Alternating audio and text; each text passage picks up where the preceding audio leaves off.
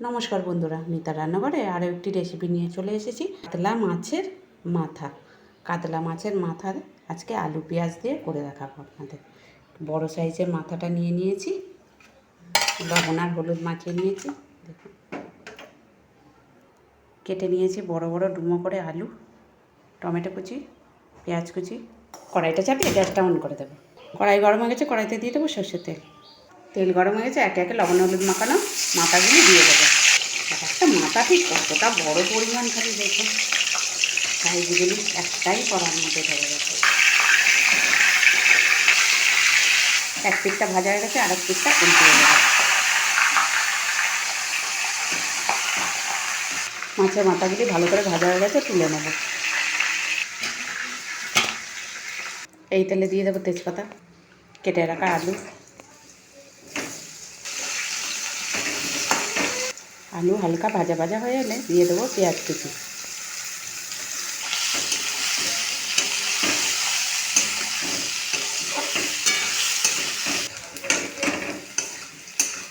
পেঁয়াজ আলু ভাজা হয়ে এসছে, দিয়ে দেবো টমেটো কুচি। দিয়ে দেবো পরিমাণ মতো লবণ, হলুদ গুঁড়ো, জিরে ধনে গুঁড়ো, লঙ্কার গুঁড়ো। সামান্য জল দিয়ে মশলাটা কষিয়ে নেব।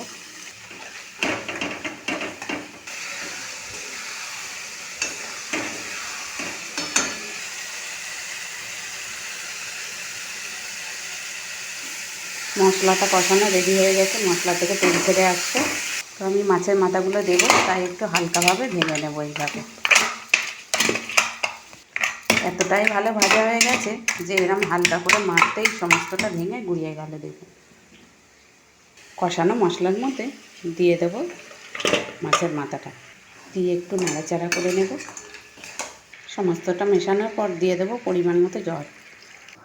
মাছ মাংস তো অনেক খান, বাড়িতে একবার এইভাবে বানিয়ে করে খেয়ে দেখুন যে কতটা সুস্বাদু।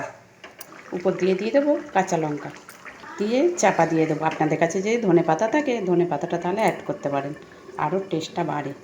একবার চেক করে নেব।